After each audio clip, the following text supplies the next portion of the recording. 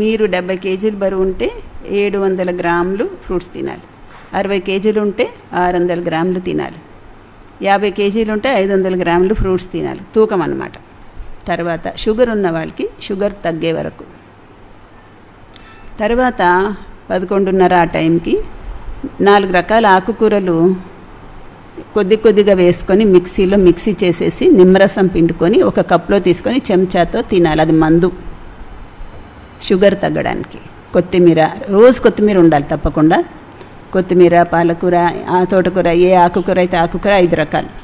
కొద్దిగా ఆకుకూరలు తీసుకొని చిన్న మిక్సీ జార్లో మిక్సీ చేసేసి దానిలో కొద్దిగా నిమ్మరసం వేసుకోవాలి. దాన్ని గిన్నెలోకి తీసుకొని ఆరామంగా చట్నీలాగా తినాలి.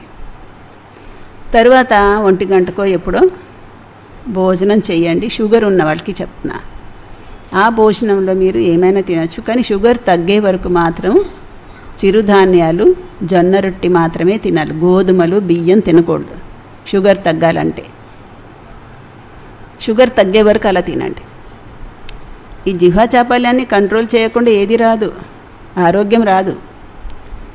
పంచదార అసలు తినొద్దు. బెల్లంతో చేసిన స్వీట్ ఎప్పుడైనా వారానికి ఒకసారి తినొచ్చు, అంతే. రాత్రి ఇంకేం తినకూడదు.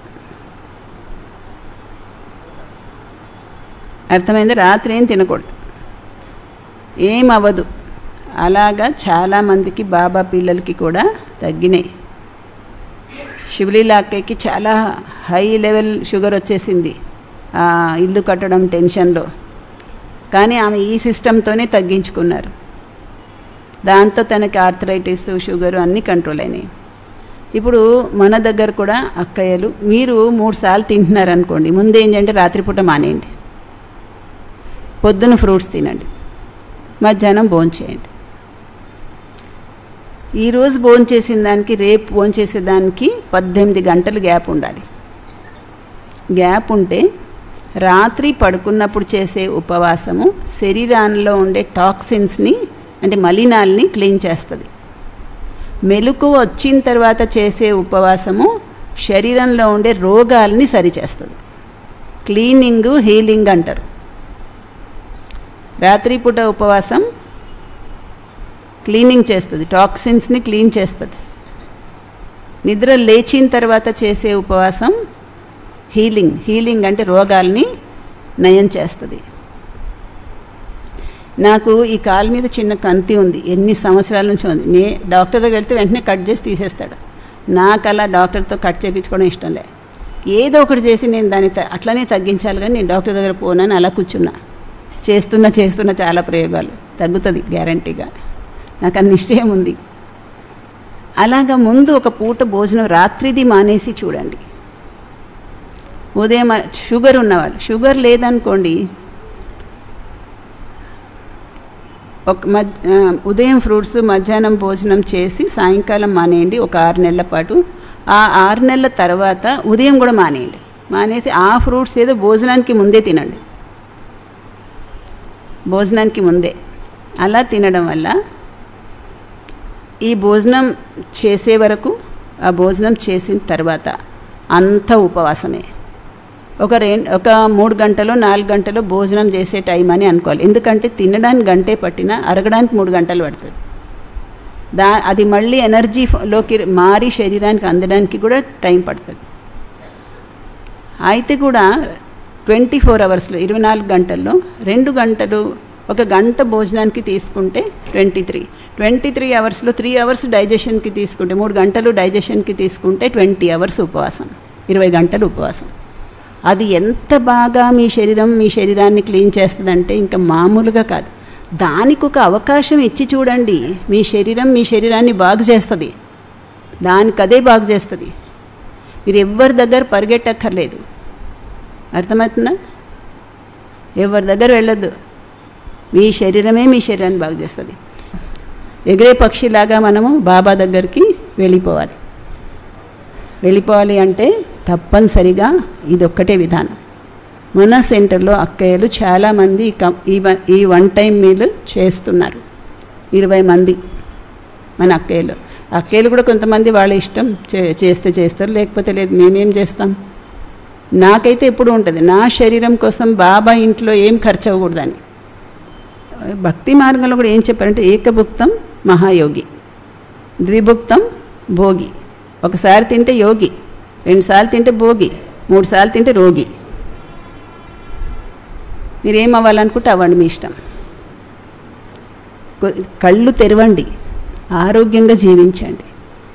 నాకు ఎప్పుడు మొదటి నుంచి కూడా హిమాలయన్ యోగీస్ అసలు ఏం తినకుండా జీవిస్తారు అంటే వాళ్ళు ఎలా జీవిస్తారు, వాళ్ళు ఏం పద్ధతి చేస్తారు, ఏం సాధన చేస్తారు తెలుసుకోవాలని కుతూహలం చాలా ఉండేది.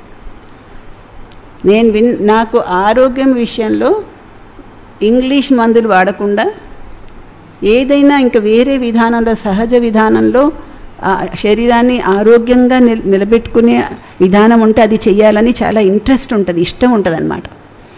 మన దగ్గర అక్కేలలో చాలామందికి గ్యాస్ ట్రబుల్ తగ్గింది 1 టైం మీల్ వల్ల, థైరాయిడ్ తగ్గింది, ఆర్థరైటిస్ తగ్గింది, మోకాల దగ్గర లిగమెంట్స్ కట్ అయిపోయినవి సెట్ అయిపోయినాయి, నడునొప్పి తగ్గింది, నాకు కడుపులో మంట తగ్గింది. ఇక్కడ నుంచి అంత డైజెస్టివ్ సిస్టమ్ మంటే, అది తగ్గిపోయింది. ఇప్పుడు నాకు శరీరం ఎట్లా ఉందంటే ఇది అలా ఆకారం ఉంది, లోపల గాలి ఉంది, లైట్ ఉంది అనిపిస్తుంది. లోపల రక్తమాంసాలు ఉన్నాయని అనిపించట్లేదు.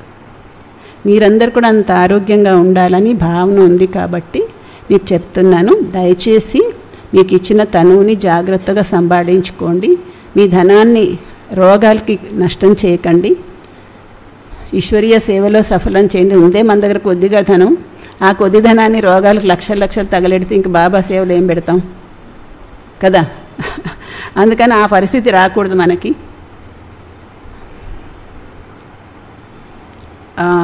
ఒకసారి నేను ఆపరేషన్ అవ్వకముందు హైదరాబాద్లో బట్టీకి వెళ్ళా.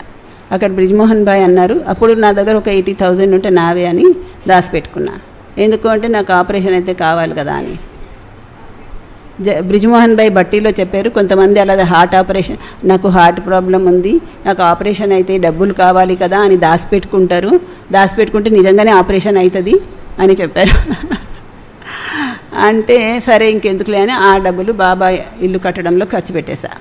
అంటే నాకు పర్సనల్గా లౌకిక వాళ్ళు ఇచ్చినవి శాంతిధామ్ కట్టడంలో ఖర్చు పెట్టేసి ఇంకెందుకులే బాబా చూసుకుంటే ఏదో ఒకటి అవుతుందని వదిలేసా. తర్వాత ఆపరేషన్ అయింది, బాబా చూసుకున్నారు, అన్నీ అయిపోయింది. కానీ ఇంకా కూడా నాకు ఈ శరీరం కోసము ఏ డబ్బులు అలా ఖర్చు చేయాలని ఇష్టం లేదు, ఎవరితోనూ సేవ చేయించుకోవడం ఇష్టం లేదు, ఎవరి చేయి పట్టుకొని నడడం ఇష్టం లేదు నాకు. నేను బాబా చేయి పట్టుకొని నడవాలి, బాబా చేయి పట్టుకొని పరంధాం వరకు వెళ్ళాలి. మీ అందరి లక్ష్యం ఏంటి? మాది అదే లక్ష్యం అంటే చేయొద్దండి. కొందరు అంటారు, అక్కయ్య మేము ఒకసారి తింటున్నాం అక్కయ్య, ఏం లేదు ఉదయం కొద్దిగా జావ తాగుతున్నాం అంతే. అదెందుకు తాగుతున్నారు? అది ఒకసారి ఎందుకని 2 సార్లు అయింది. మీరు ఏమన్నా తినండి, ఏమన్నా తాగండి, తిన్నట్టే. తాగితే తిన్నట్టు కాదు అనుకోకండి, తాగితే కూడా తిన్నట్టే. ఫుడ్ ఆహారం మీరు శరీరానికి ఇస్తున్నారు, అది ద్రవ రూపంలో ఇవ్వండి, ఘన పదార్థం రూపంలో ఇవ్వండి, ఇస్తున్నారంటే ఇచ్చినట్టే. అసలు ఈ కడుపులో మంట తగ్గదన్నారు దిల్రెడ్డి భాయ్ కూడా. మీరు కారం తినే కోట అయిపోయింది అక్కయ్య, ఇంకా మానేయడమే అన్నారు. మానేసి అట్లాగే 2 సంవత్సరాలు. అయినా కూడా మంటే, చిన్న ఇంత కారం తగిలినా ఎక్కడ సురుసురు మంటనే ఉంటుంది. ఈ 1 టైం మీరు వచ్చిన తర్వాత అన్నీ తినేస్తున్నాను, మంటేం లేదు. 12 వరకు ఉపవాసం మాత్రం ఉంటారు. మీకు అలాంటి ఆరోగ్యం కావాలా?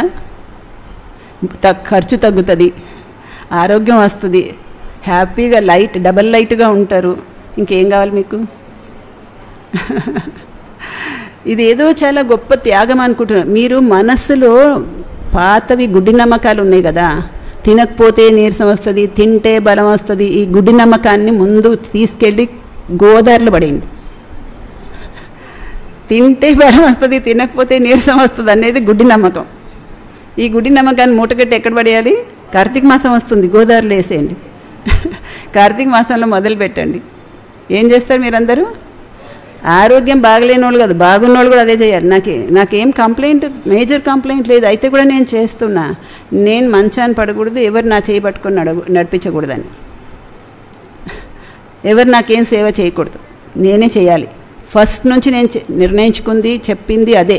ఎవరైనా అడిగేవాళ్ళు, మీరు చిన్నప్పుడు బాగానే ఉంది, పెద్దోళ్ళు అయ్యాక మిమ్మల్ని ఎవరు చూస్తారు, బ్రహ్మకుమారి అంటున్నారు, పెళ్ళిళ్ళు చేసుకోకుండా అలాగ అంటుంటే నేను అనేదాన్ని, మాకెవరు సేవ చేసే పని లేదు, మేమే అందరికీ సేవ చేసి చచ్చిపోతామని చెప్పేదాన్ని. అప్పుడు కూడా నాకు అంతే నిశ్చయం ఉండేది. ఆ పరిణామం కోసమే నేను ఏమైనా చేస్తాను. మీరు ముఖ్యంగా మీకే ఇబ్బంది, మాకు కాదు. అందుకని మీరు అలాంటి పరిస్థితి తెచ్చుకోవద్దు. ఓకే, ఓం శాంతి. ఒక్క పైసా కూడా ఖర్చు అవ్వదు, ఇంకా ఖర్చు తగ్గుతుంది ఒక పూటే తింటే. ఆరోగ్యం బాగా వస్తుంది. అది నమ్మకాల్ని మార్చాలి. మీ మనసులో బుద్ధిలో నమ్మకాలు ఉన్నాయి కదా, అవి మార్చాలి.